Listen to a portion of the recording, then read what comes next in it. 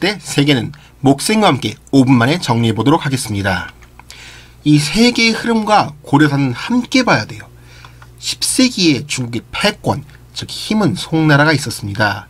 이 송나라는 한족으로서 문치주의, 즉 이 글을 숭상하는 문화였어요. 그러니까 고려가 통일하고 나서도 특별히 싸우기보다는 대등하게 교류했답니다. 근데 이제 11세기 되면은 이제 요나라가 힘을 가지는데요. 이들은 거란족이에요. 아주 북방 유목민족들은 다 전쟁을 좋아합니다. 그래서 3차례나 우리나라를 침공했는데 이때 고려는 이 3번이나 서희의 단판이나 혹은 강감찬의 이 귀지대첩으로 막아내었어요. 12세기 되면 이제 새로운 또 북방 이 유목민족이 뜹니다. 바로 이 금나라인데요. 여진족들이에요.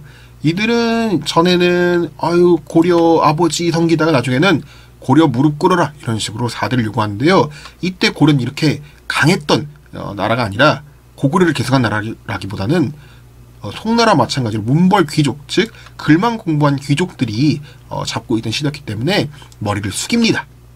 13세기 되면은 이제 원나라, 몽골이라는 새로운 세력이 등장해서 전 세계를 제패해요.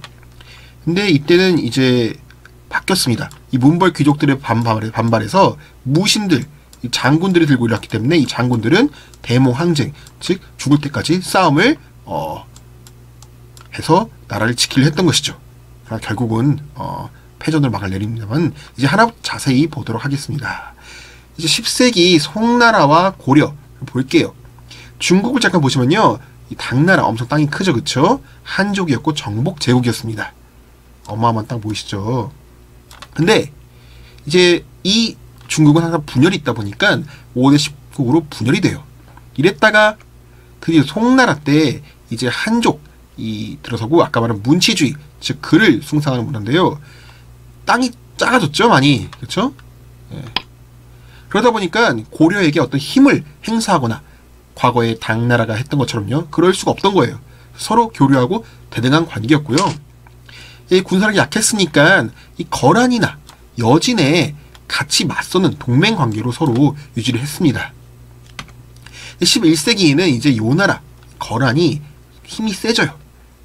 근데 요나라, 거란은 원래 어떤 민족이냐? 당태종에게 정복당한 이 거란족들인데 발해를 무너뜨리면서 그 자리에 성장을 해요.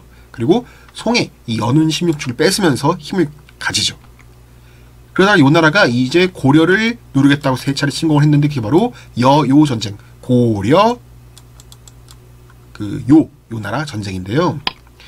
일단 첫 번째로는 서희가 단판을 해서요, 오히려 쳐들어온 이 소선영에게 땅을 오히려 더 뺐습니다. 강동 육지를 더 얻어요. 말로, 싸움이 아니라 말로만요. 서희예요. 그럼 2차는 이제 개경을 함락시킬 정도로 공격했는데 고려가 계속 반격을 해서 결국에는 크게 얻지 못하고 갑니다. 3차는 이 강감찬의 귀지대첩으로 이 거란군이 거의 몰살이 돼요. 대승을 거둔 것이죠. 이런 식으로 고려의 힘으로 막아냅니다. 근데 이제 12세기는 또 달라지는 게 금나라 여진족이 등장해요. 원래 여진족이라 하면 이 고구려의 집에다가 숙신, 말갈개 이 유목민족들인데 발해 멸망 후에 발해 밑에 붙어 살던 애들인 거죠. 그러니까 거란에 눌려서 힘을 못 썼어요.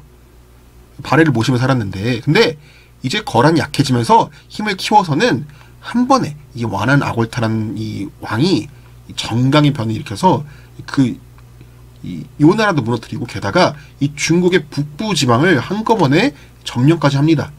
어마어마한 대승을 거둔 것이죠. 우리와의 관계를 보면요, 처음에는 고려는 아버지다, 아버지 하고 섬겼어요. 왜냐면 고구려 따르고 발해 따르고 이번엔 고려 따른 것이죠.